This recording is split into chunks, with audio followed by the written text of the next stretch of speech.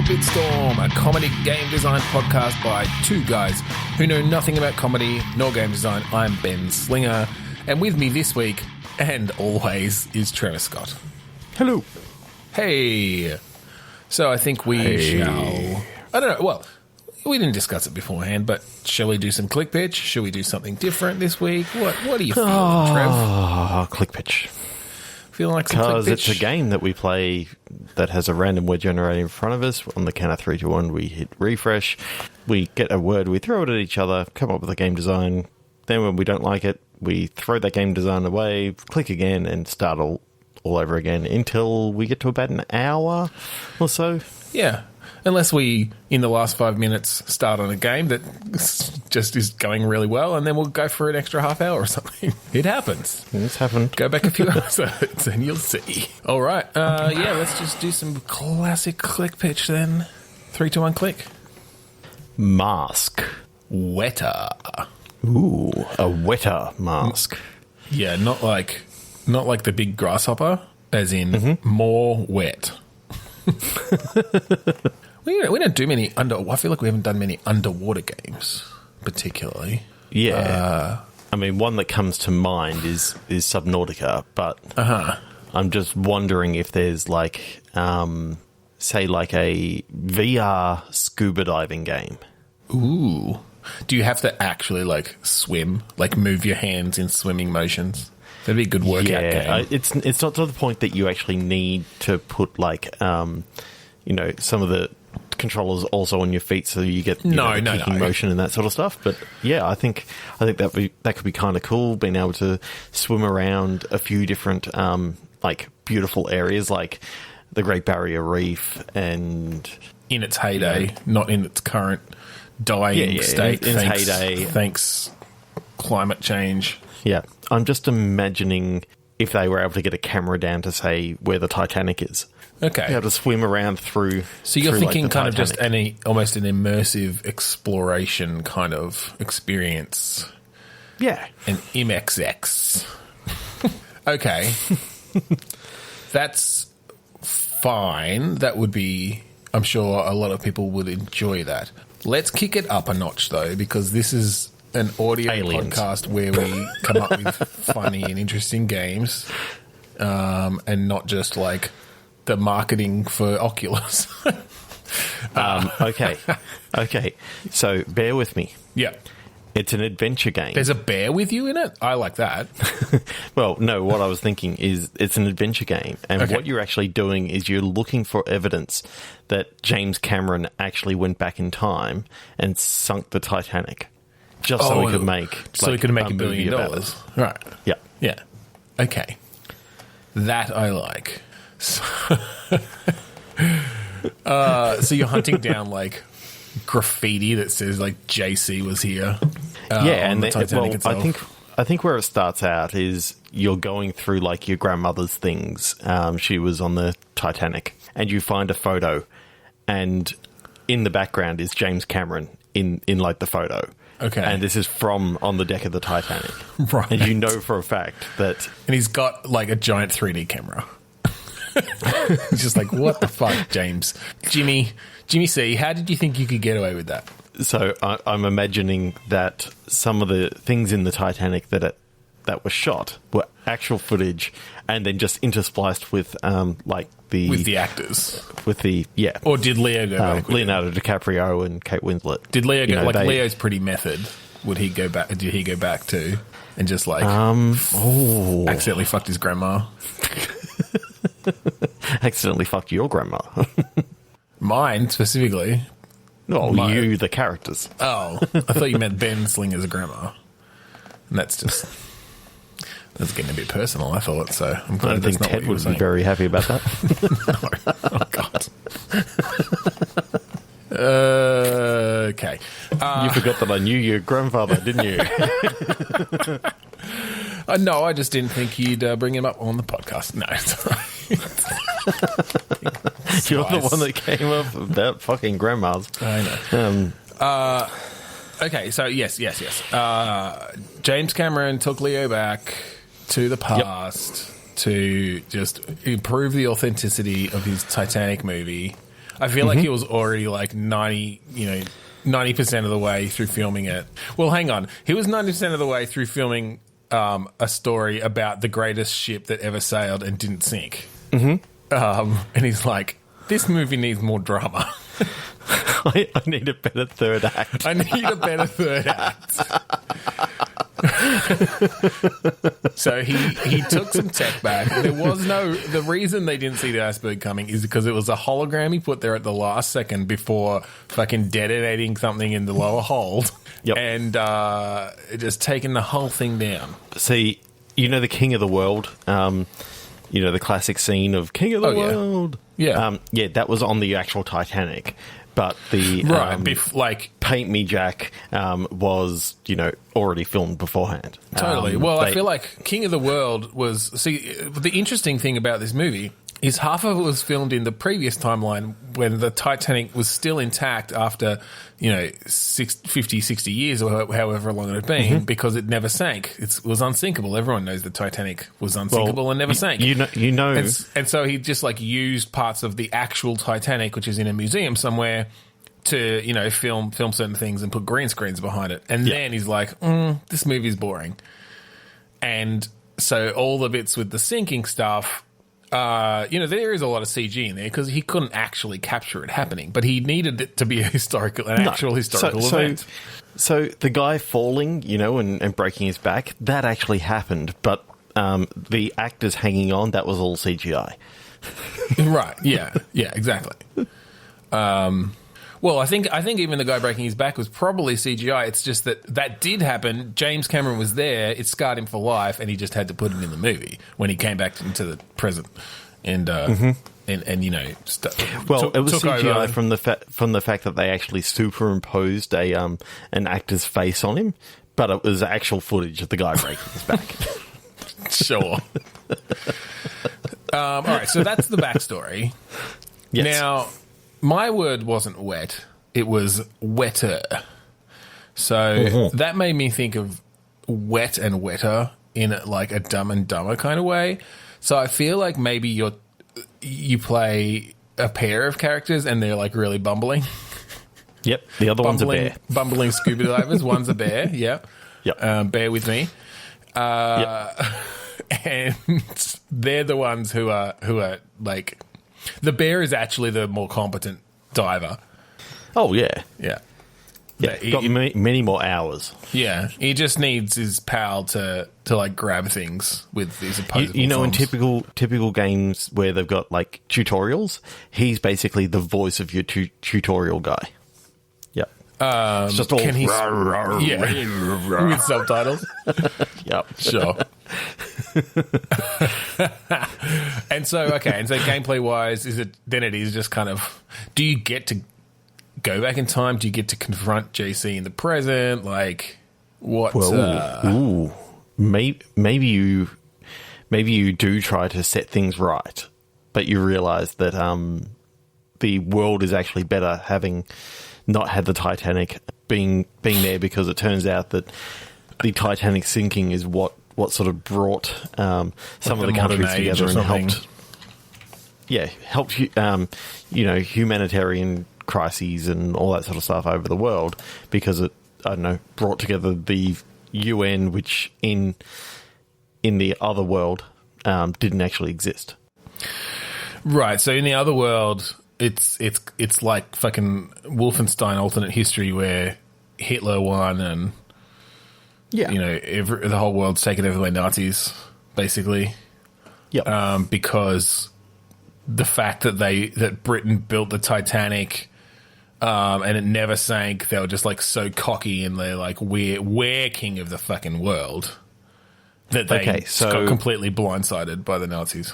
What I'm imagining actually happened was you're sitting there in class learning about the Titanic and how, it was one of the biggest ocean liners ever. Mm-hmm. It went across the sea and arrived in New York. But it was big because it was, the unsinkable ship. But then when you go to see the movie, the ship sinks. So even in your own life, you're experiencing two different timelines? You experience two different timelines because for some reason, your brain chemistry just allows for you to be the only one to actually know that it's actually because your best friend is a bear, like something. Yeah. Or maybe it's the same reason your best friend is a bear. You've got just some strange brain chemistry around. Like it's sort of like in D&D how you can speak to animals if you do your 10-minute ritual and all that sort of stuff. Right. It just turns out that like one of the rituals that you performed in your last D&D game actually changed your brain chemistry, so now you can talk to them. It's actually in D&D. And what was the D&D ritual that made you be able to experience different timelines? Putting me on the spot there. Never mind, it's okay. That classic druid ritual, quantum detanglement. So you're saying you get some sort of little set, like some sort of little set pieces of, like maybe there's like a bit of a Mandela effect happening. You think it's that, right? You're like, someone's talking about the Titanic, and you're like, wait, what do you mean? No, the Titanic sank. And they're like, what the fuck are you talking about? Like, we saw it, they've still got it intact in that, it's a museum now on the down in London or something.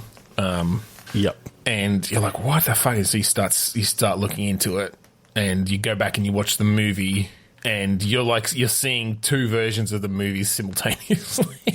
It's like A.L.F.R.E.D sliding doors. It's like flickering back and forth between a really boring movie that's almost just a documentary where nothing happens. With lots of sex scenes in it. Yeah, totally. They're just like, everyone was fucking on the Titanic all the time. I'm James Cameron, renowned porn director, and this is my movie, Titanic. And then it flicks over to the actual Titanic in my shorts.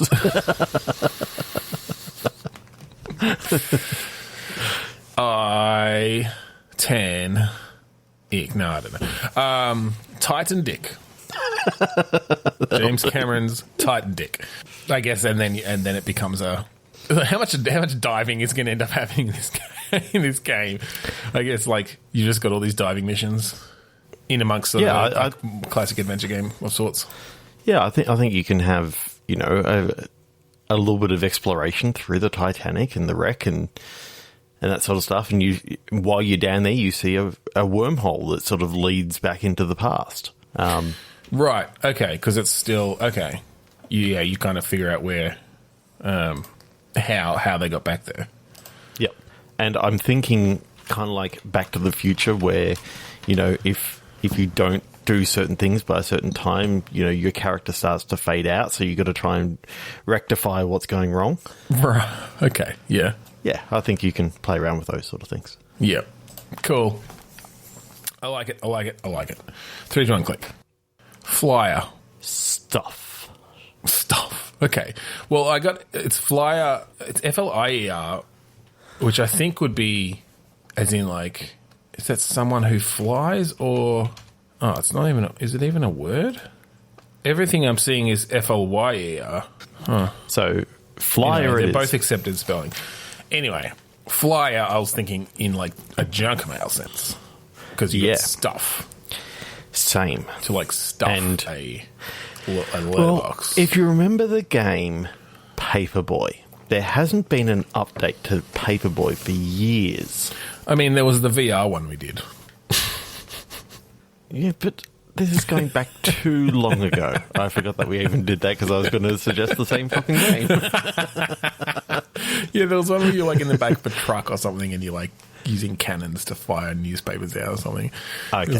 I was going to go again VR and picking up, and except this time having to stuff it in people's letterboxes and that sort of stuff. Anyway, okay, so let's scrap that idea. Yeah. Because we've done it before. Well, we don't want to repeat ourselves. Oh, I mean, the games industry doesn't mind repeating itself, so I'm pretty sure we could. Nobody's listened to our entire back catalogue. We can start recycling. Ooh, recycling. Maybe that's part of it. Maybe it's the opposite end. Maybe you're having to like sort through people's recycle bins to get the flyers back out for some reason. Coupons? I don't know. Okay, so it's extreme couponing, and you're following the Paperboy along. trying to pick up the paper, and because he's such a bad shot, like some of it goes in people's houses, so you got to quickly get inside the house and pick it up. No, I like that. I like that you are trying to steal the leaflets and the flyers before like the owners of the house get them, because you're just trying to collect as many coupons as you can. Yep. Okay, because then it becomes more of like a bit of a stealth game, a bit of a, maybe you can like do things to the kid's bike or something, you know, like you can have power-ups or something that affect him in some way. One power-up, a giant stick, you just shove it in the front wheel and problem solved for a little while. And take them all. I think maybe, all right, it's like the developer god mode. The person, it's not a kid. It's not like some weedy kid on a paper route. This is like an ex-military, super fit, buff guy carries a gun. Riding a BMX. He's definitely still riding a BMX. This is just his therapy or something. Like, this is how he deals with his anger management. He just likes the calm of you know, and the certainty of delivering these flyers the way they soar through the air. So you can't be seen. Part of this is you cannot be seen by him because he will straight out kill your face. Straight out kill your face. Straight out kill your face. That's the new rap hit by DJ Slinger. 3, 2, 1, click. BJ Slinger. BJ DJ Slinger. DJ BJ. DJ BJ. DJ BJ. Yeah, let's just click again. Leap. Funnel. So one thing that comes to mind is Marble Madness. Because that game had funnels. And did it? Well, it had kind of funnel-ish sort of. Yeah, there were levels with funnels where you could go down the funnel and come out the bottom. Okay.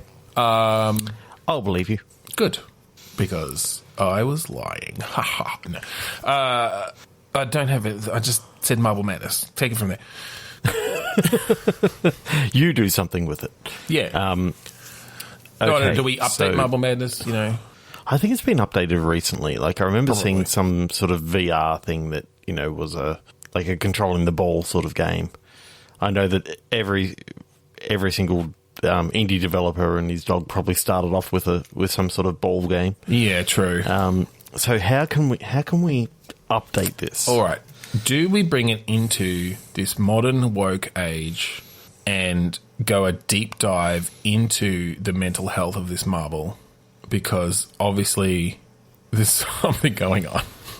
Okay, so it's a sort of like a narrative fiction, interactive fiction sort of thing, where interspersed between, you know, seeing the marble's life, you see like therapy sessions. And although, to be honest, looking back at the actual Marble Madness, I wonder if that's already what that game was. Very metaphorical, but, you know, they had to come up against a lot of challenges. There are a lot of sort of strange creatures and things that were probably metaphors for something the marble was going through. And, you know, it was trying to achieve his goals. Okay, so what I'm seeing now is it's an adventure game with this marble who has decided to branch out and do something a little bit different than just be the same as all the other marbles. Okay. Which is basically stay in a box sort of thing. Okay. Stay in their lanes, right? Like stay in their little, you know, helter-skelter lanes. Or their circles. Their marble circles. Yeah.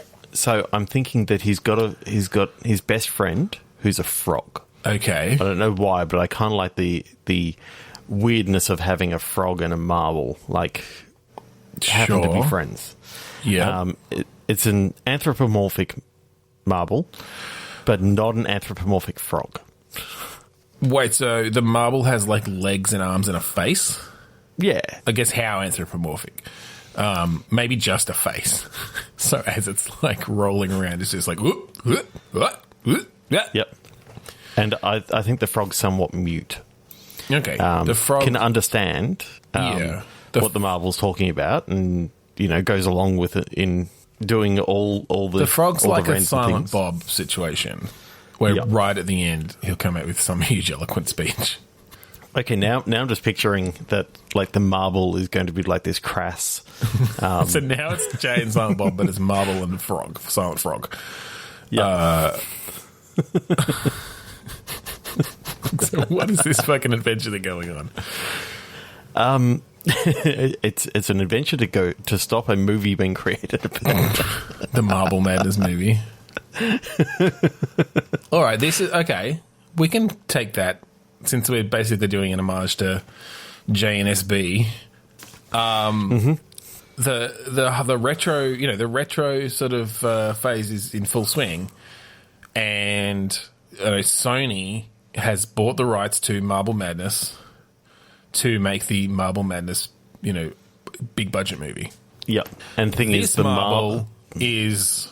All right, wait. Is this Marble someone so inspired by the original game, and they're like, Sony does not get it, they're going to fuck this up. Mm-hmm. Like, it is in the wrong hands, they're going to turn it into some fluff, big budget action thing when it's supposed to be... Just like sober, they did with Battleship.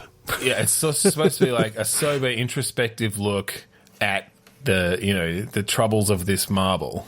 Yeah, the mundane life and the adventure that he went on to break the mold of to break free of society of Marble society, and go on this this emotional journey.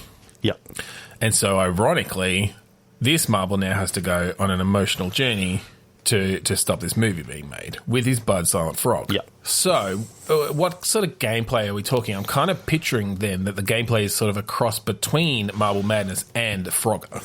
Yeah, and an adventure game along the way, because you're going to have some talking scenes to sort of add that stuff in. But I think you've got to have there's some sort of action sequences where I'm picturing levels that are kind of part ramps and blocks and things that the Marble goes along, and then you can like hit a button and the frog slaps its tongue out and grabs the Marble in his mouth because you're not going to be able to get across a fucking raging river with logs and crocs as a Marble, so you need the frog for that.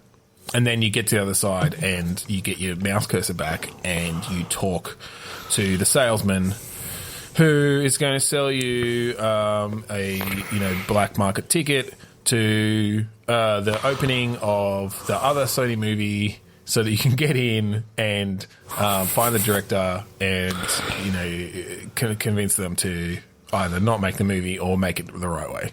Okay, so what are some of the characters that they're going to run into along the way?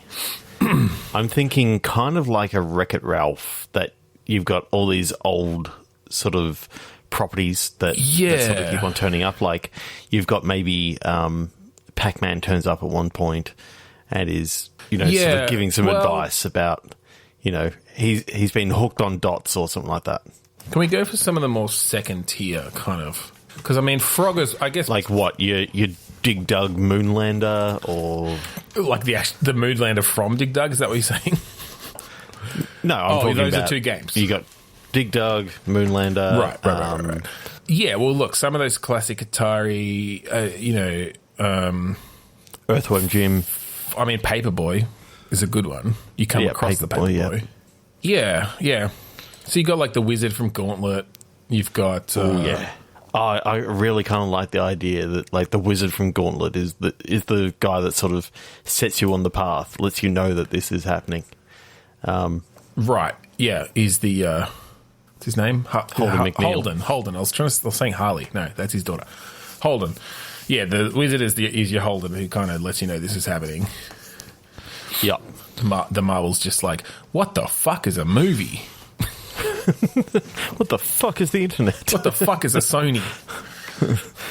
Marble Madness, the movie. Who pay money to go see that? And they look at the camera. Yeah.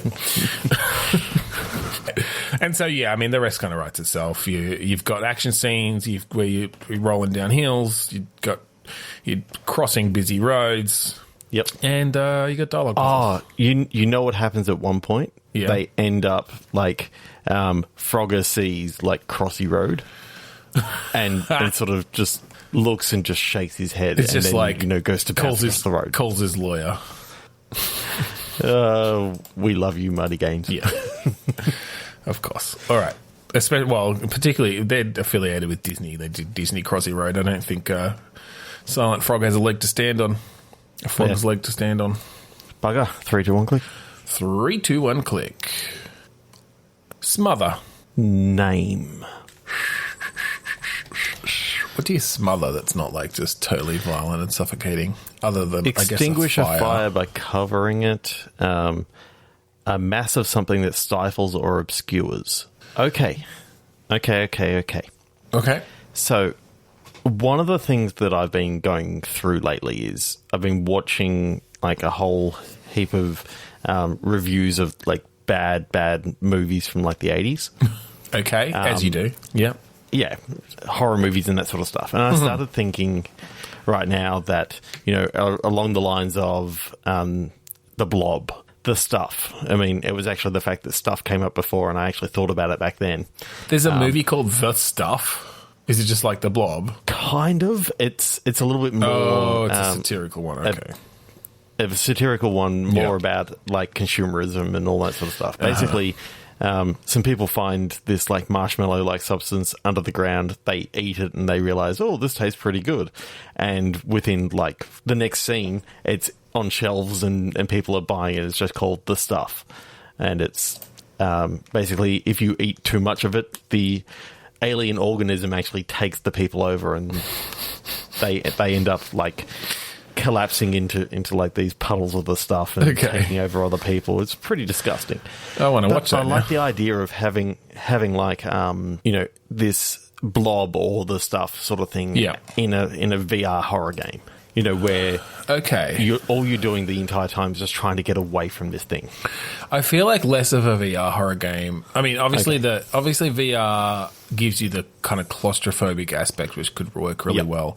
But I feel like with something like the Blob, like some sort of substance that could like surround you in different ways, and like having some sort of better overview of your situation would really hit home, like like how you're surrounded like that, right? Like you've got nowhere to run because this fucking, I don't know, purple goo is just encroaching and it's coming through the gaps of that door and it's coming through the gaps of that window. Yeah. So how would this work?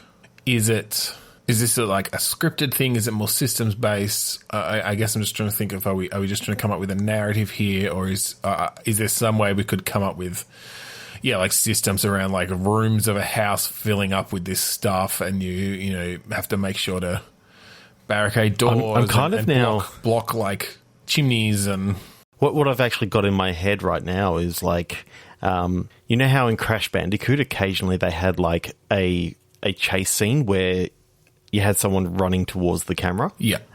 You had not someone, but you had Crash running towards the camera. Yeah. The idea of an endless runner where you're continually running towards the camera.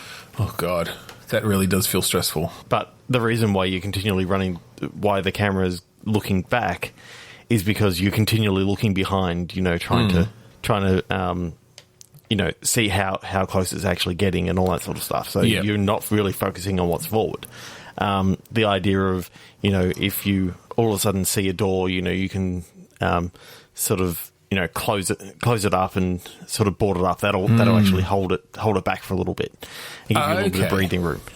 All right, I like this idea because I'm liking that you're having to focus both on what's behind you and what's in front of you, which you only see for a short moment before you can react. Yeah, I like the idea that it's a bit slower than what you would normally think of as an endless runner. Yeah, but because you have but doing things like barricading a door, barricading a window, pushing something over that is gonna dissolve some of it or something, right? Like that certain chemicals are gonna. You've got a chemical. The salt is gonna slow it down. Yeah. But it takes some time to kind of deploy those things. So you're constantly you're balancing up, okay, do I have enough time to do this action that's going to help me in some way? Well, at the same time, what I kind of want it to be, the screen rather than just the blob. Yeah. I want it to be like a massive snail. Just the idea that, obviously salt is going to hurt a snail because that's one of the things. A snail or a slug? Because I feel like at least with a slug, it can kind of be squeezing through things a bit better, whereas the shell's going to get in the way of a snail. Oh, yep. Okay, so a massive slug that is sort of heading towards you. Yeah. I'm thinking the size, you can pretty much say that it's so big that it doesn't really matter how fast it's sort of going, because it's just sort of taking buildings apart and all that sort of stuff. Like, it's actually pretty damn big and can sort of squeeze into places. Yeah, a slug's fine. I think it sort of still is a bit malleable like a blob, because it's got all these ooze and it's, Yeah. Because one thing I did like was I sort of liked the mechanic of, yes, you can like board up a door and that means it's going to slow it down a bit and you can get a bit further ahead. But once it catches up, it's actually going to like build the pressure up behind that door and like fling that door forward, and that's a hazard that you're going to have to dodge, right? Yep. So there is sort of this balance of, okay, I'm going to be able to slow it down a bit, but if that door comes flying at me when I'm having to jump over some other pit or something, like I could be in deep shit. Like you're adding a hazard in the near future at the expense of or to gain yourself some time. Mm-hmm. And maybe the same with the salt or something. Like maybe the salt takes away some of its mass, but speeds it up a bit or something. Do you know what I mean? Like there could be something around, you don't want it to gain too much. Maybe it's absorbing these things as it goes along. Yep. And depending on what you're pulling down, like I think you can have different sort of things that you're sort of running. As you're running, you may have some other people that are actually running with you. And maybe someone originally chasing you that, they're trying to take you down because they think that if they can take you down, you'll slow the slug up for a little bit. So it's all about take them down before they take you down, sort of thing. Yeah, that could be cool. So then you can make the choice as to why you're pulling down bins and all that sort of stuff to try and slow them up and trip them up. Well, I think, and maybe you can save them in some way too. Like maybe you've got some choices to be made where you can save them and that'll give you some sort of bonus, even if it's just in like a high score or something. But if you sacrifice them to the slug, then you're going to slow it down a bit because it takes a while to digest it. You get an achievement for killing everyone. Totally. Yeah. Slugger. And you also get an achievement for not killing everyone, so you have to play it twice. At least. Yeah, that's cool. I could see... I can kind of picture it. It's interesting. The goo mechanics would be fun to come up with some cool like shaders and some cool animation as like this goo starts bursting through, or like seeping through doors and stuff, and the pressure starts building up and then just blow bits apart behind you. Some nice like physics shards of things as they explode before it and get crushed. Yep. Nice. Yeah, yep. Oh, I like it a lot. All right. 3, 2, 1, click. Confirmation. Shamble. You're a Catholic zombie. Reaching a year of age now. I'm loving that you, the atheist of the group, went for a religious thing. I mean, technically, we're all kind of atheists. I'm agnostic, you know that. But either way, I was going for more of a hotel confirmation. Okay. So you're confirming your booking. As a zombie? Where's the shambling coming? Or are things just in a shamble? Yeah, I'm thinking that there was a Black Mirror episode that I was watching a little while ago where things sort of went to shit very quickly. And I'm thinking that could be actually fun to look at, that, you're sort of going on almost a Vegas vacation sort of thing. Okay.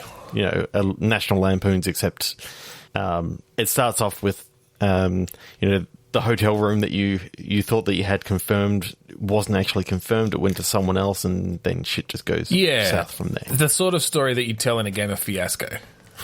Yeah. Okay.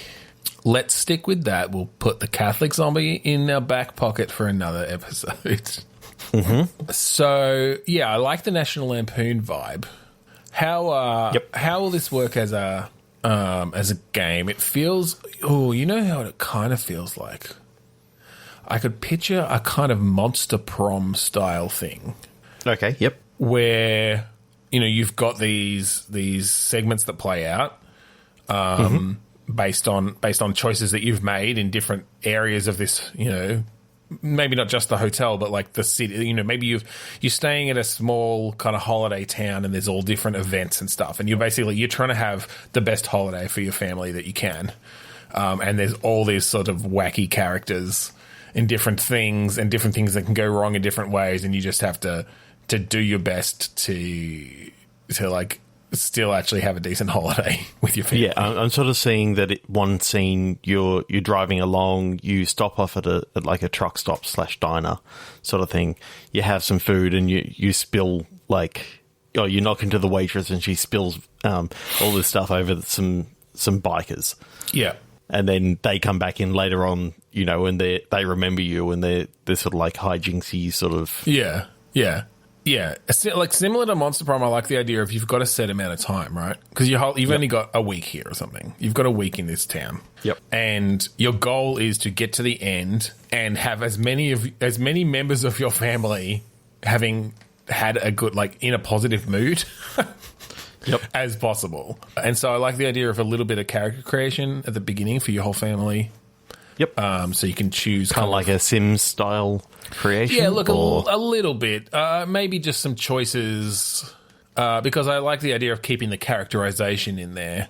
So maybe you've just got family slots, and you've got 2 adult slots that you can either just fill one of or fill both of with whoever you like. Obviously, it will be completely gender neutral in that, with whatever relationship you want to create.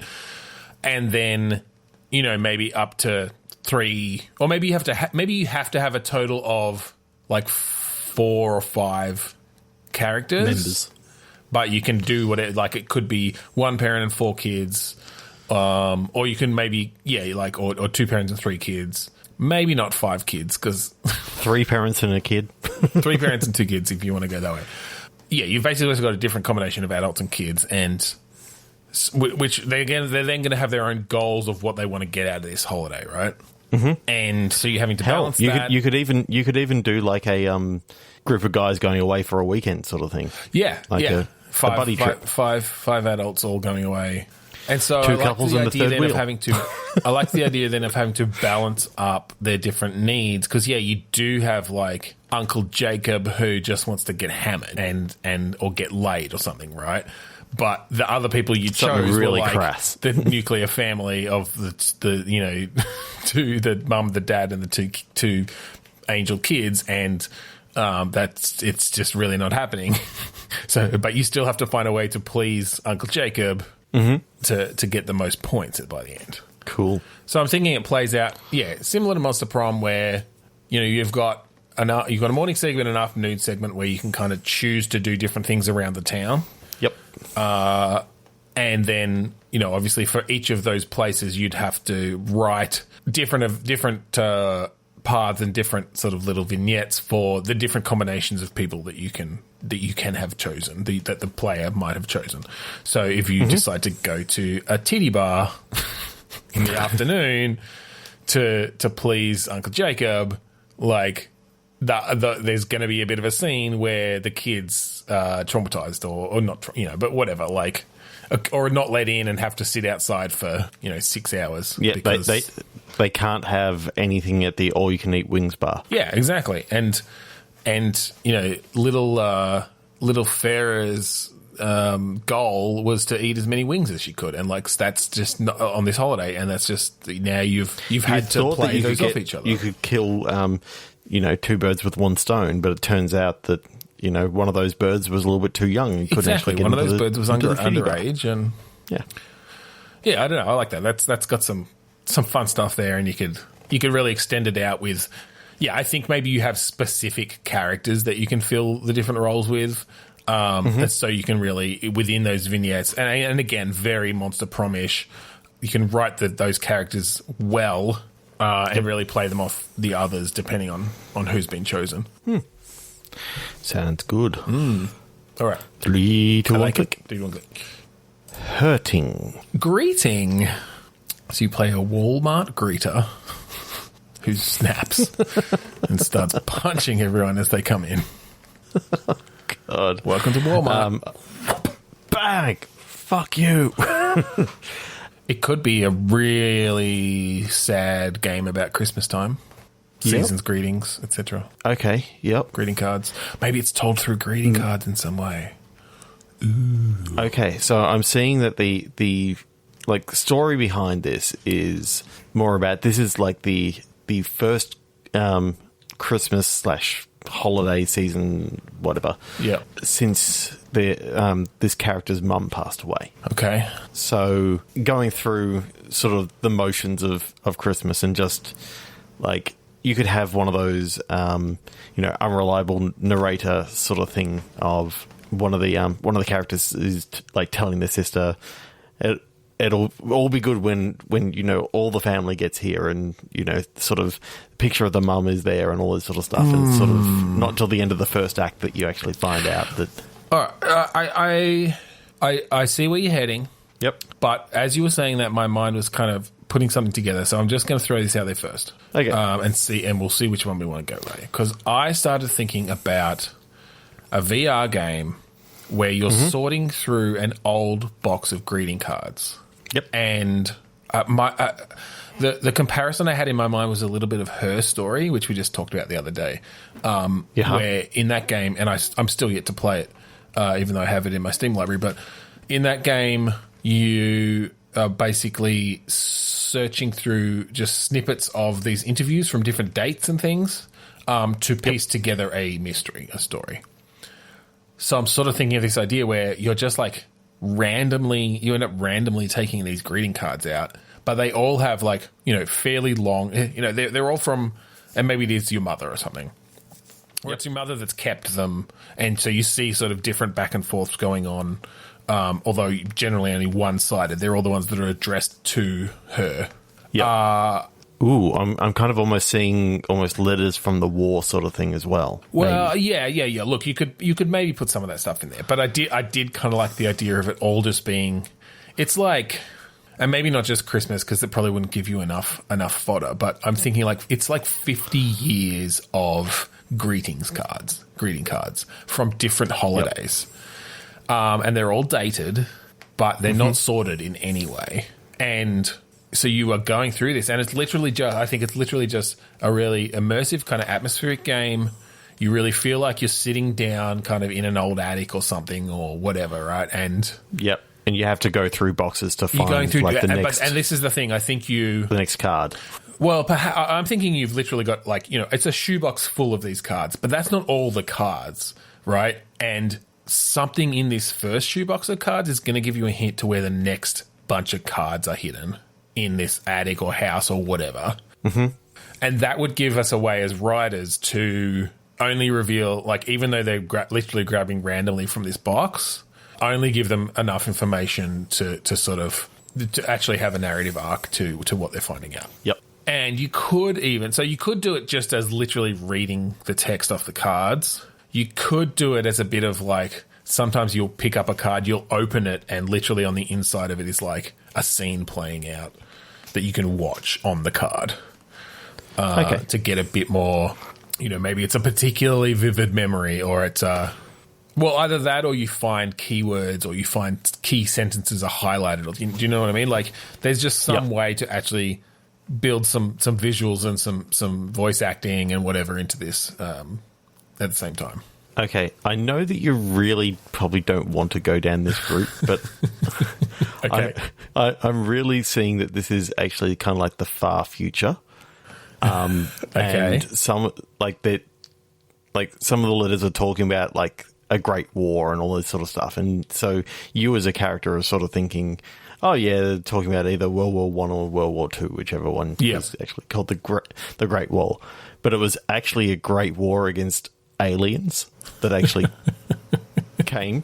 Like I kind of like that as like an extra little Easter egg sort of thing. Since it's in VR, you're in this attic, you're going through these cards, you're hearing about the Great War and the invaders and all this stuff, and then like the last box is like behind.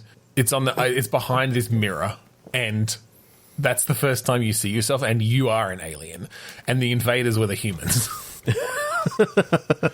And you don't realize that until you feel like you sort of get to this last set, and you have the opportunity to see yourself, and you know you're humanoid, and obviously you've got like human looking hands, otherwise you would have noticed it beforehand, but you're pretty obviously alien in the face, and maybe you see in the mirror and notice your like extra pair of arms that are coming out of your shoulders or something.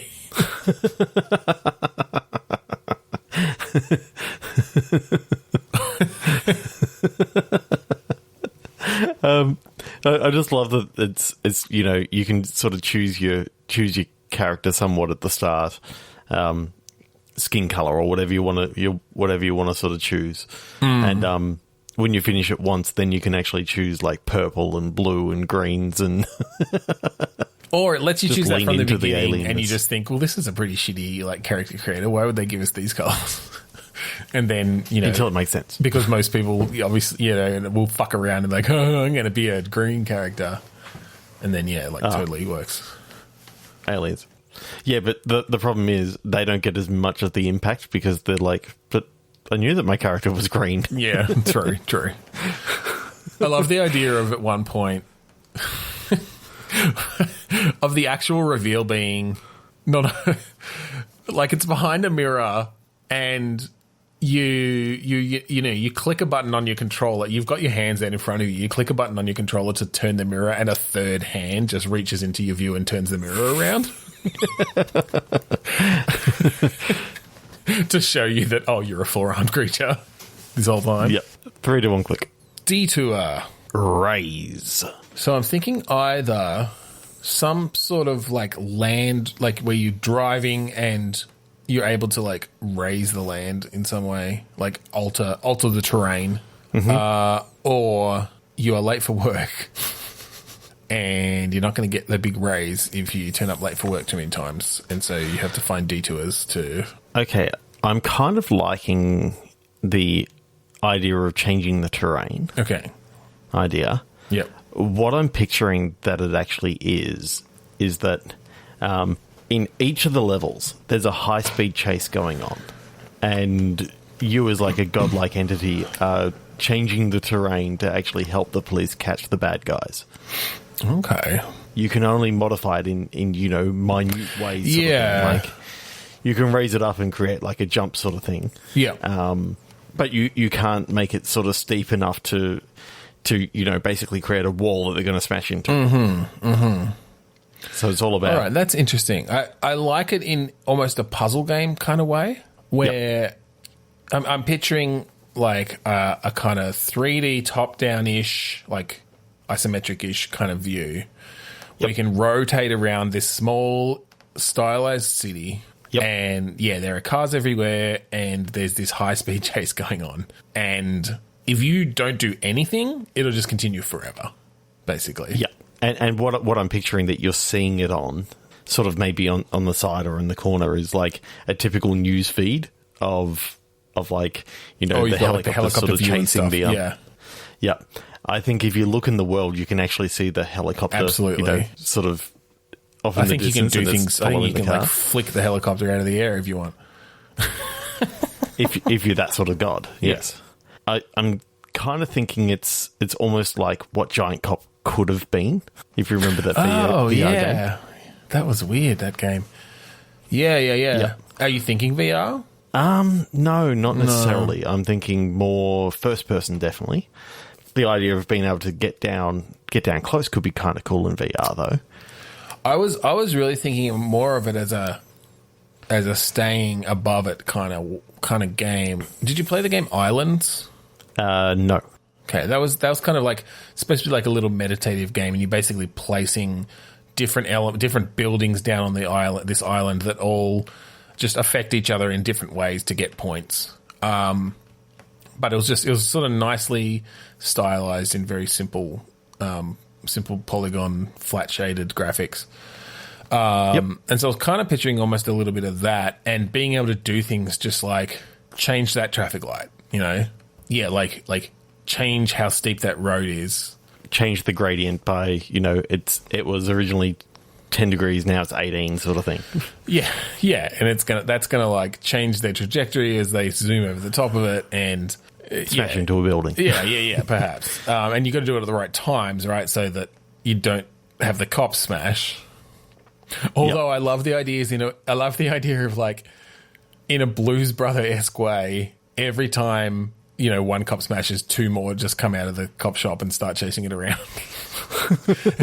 and so part of the challenge is, or I don't know if that's a challenge or not. I guess they would get in each other's way. But if you have too many cops smash, by the end of it, you've just literally got like 50 cop cars chasing this car, and just physics based, you know, AI cars just running riot everywhere.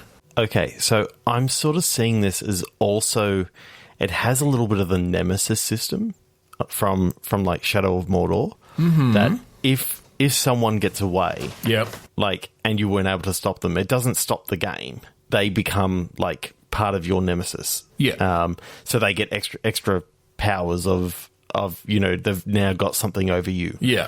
And I reckon that could just be a bit of fun to have, that, you know, at first this lowly criminal is sort of like, they've stolen the car and you're trying to stop them and they get away. Yeah. And then, you know, 3-4 missions later, you find that this guy's now in charge of like almost a Gone in 60 Seconds style. They become your Doug Judy from Brooklyn Nine-Nine.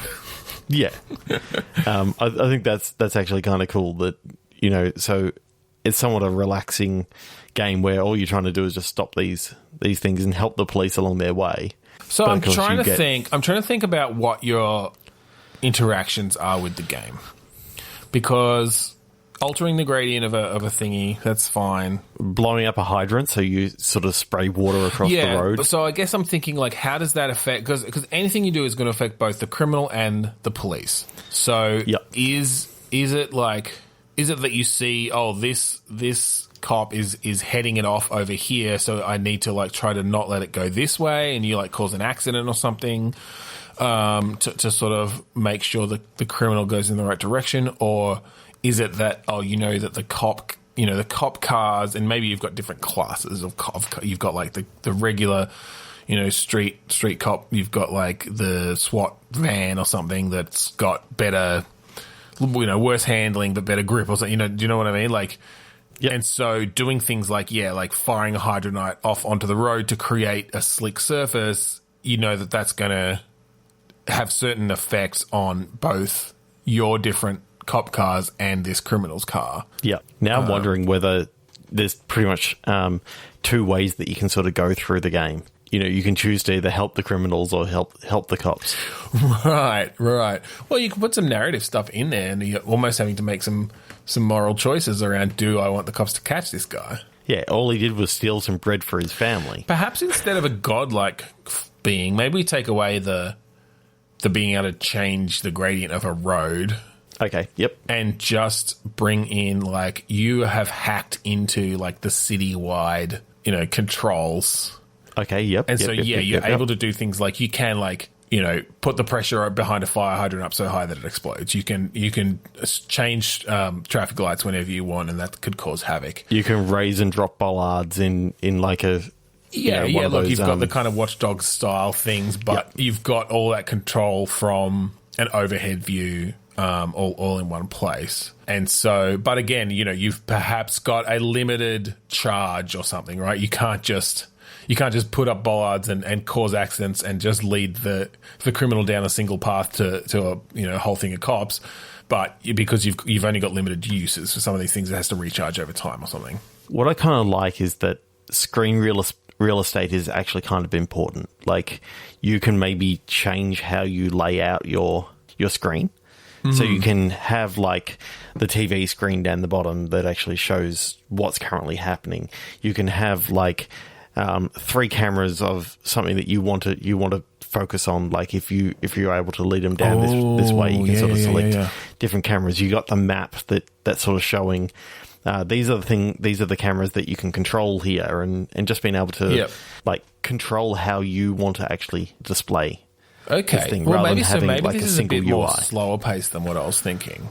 To give you a bit more strategy, because you can then do things like, all right, on this screen I want to show the security camera from this place, and you've got like a little overlay over your map.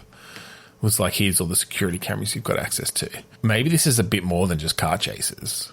I think car chasing is part of it, but maybe it's also just like doing something about criminal activity in this city. Yep. And whether helping or hindering, depending on whether you're, vigilante justice or... And I think in some cases you have choices to make where, like, if you help these criminals, then it's going to help you in some way. It's going to get you better gear, or it's going to get you, like, access to other aspects of this system that you didn't have, but it's also going to put you at risk of being caught.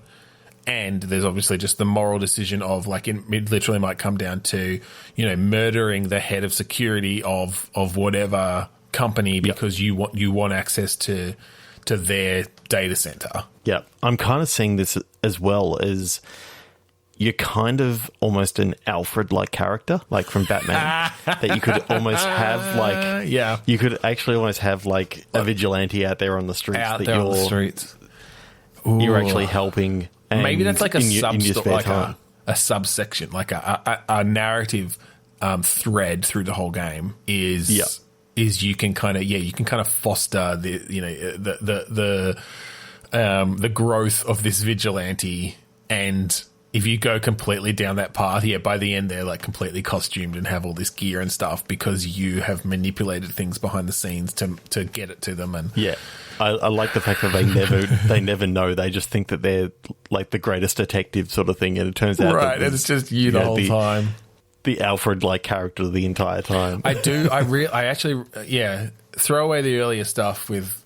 You could definitely do a cool game there with the sort of islands style top down city based thing, but I really like this of more of a, and it could still be somewhat stylized, but.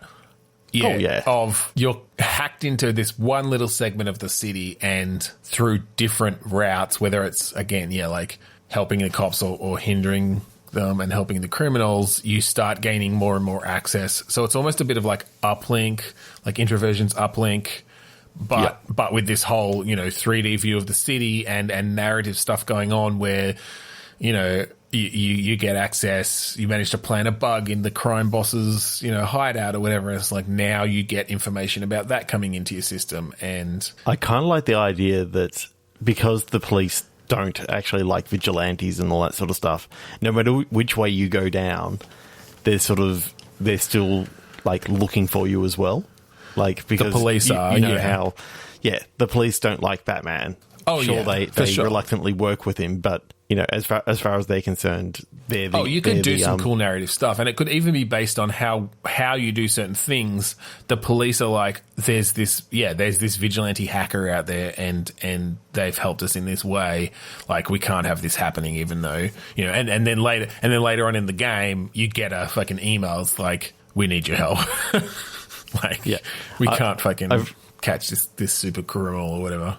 And by that, by that point, I do like the idea of it being, sort of that systems based of the Nemesis system as well. That well, you could still have that for sure. You can see like that petty crook become like the kingpin sort of character. Well, I mean, if you did this really well, you could make it procedural, where it generates this city and it generates different like crime organizations that are fighting off against each other, and where the cops are and where they have control, and then as you play, that's all kind of being altered in real time. And some of that, might be you tried to stop this criminal and they got away, but they got away with a clue to who you are or something, and and so people who get away come back with more information about you because now they're trying to figure out who you are, and you've got all these like dossiers on them and shit on your system.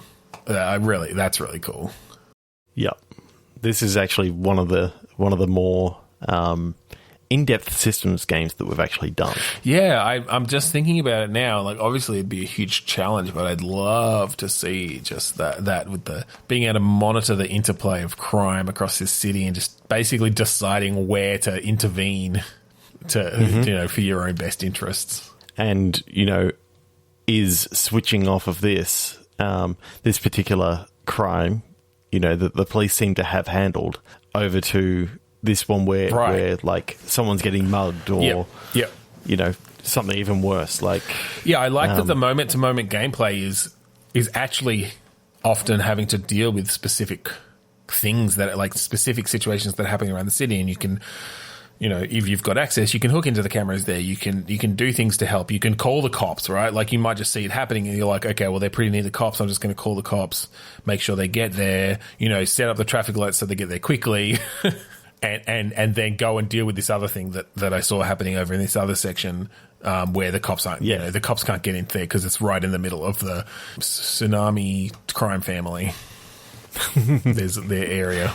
I'm just wondering, what the computer system is called. And I kind of want to call it like an acronym of, A.L.F.R.E.D or something like that. Where it's just fuck OS. A.L.F.R.E.D, like the autonomous, limited functionality, relatively excellent device. I don't know. Yeah. I'm just thinking like A.L.F. .R.E.D sort of thing. Yeah. I would play the fuck out of that. Yeah, so would I. I. Well, I think we shall finish it up there this week. I think that's a good idea. Yeah. Thanks for joining us on Bitstorm. I'm Ben... no. We're not up to that yet. If you want to find us online, you can go to podchaser.com/Bitstorm. Check out our episodes there. Go through our huge backlog from the past few years. Check out our creative profiles and see the other shows we have guested on. Like recently we were on Comedy Rewind with John O'Peck, and we talked about Clerks, one of our favourite movies from the 90s. Yes. And speaking of Comedy Rewind, they are on the 8-Bit Network, as are we. And there are a bunch of other great shows on the 8-Bit Network to check out. So go to 8bit.net and take a look around. We'd like you to also check out the AGPN, the Australasian Gaming Podcast Network. Just search for @AGP Network on Twitter or the Australasian Gaming Podcast Network on Facebook. And finally, we'd like you to check out the awesome band Kuradust. We were part of them. We still are part of them. We're on a very long hiatus, aren't we, Ben? Well, we are coming up on the 10-year anniversary of our one and only self-produced and published album. Yes, Containment Failure, and the song that we use at the start and end of our show is Mount Defiance off of said album. Yeah. So check it out. It's a free download. Kuradust.net. It's still up for the moment. Still up. I think I'm paying too much for that hosting every year, but it's still there. So, yes, thank you. Thank you again for joining us this week on Bitstorm. I'm Ben Slinger. I'm Trevor Scott. And I'm a frog with a marble in my mouth. Well, come up with best. You wouldn't be a frog because the frog doesn't talk unless you're going to give like the awesome speech that you said at the very start of the that game. Oh yeah, and I'm Silent Frog, and I've just got this to say: don't treat your marbles badly. Get them checked for cancer every month. God.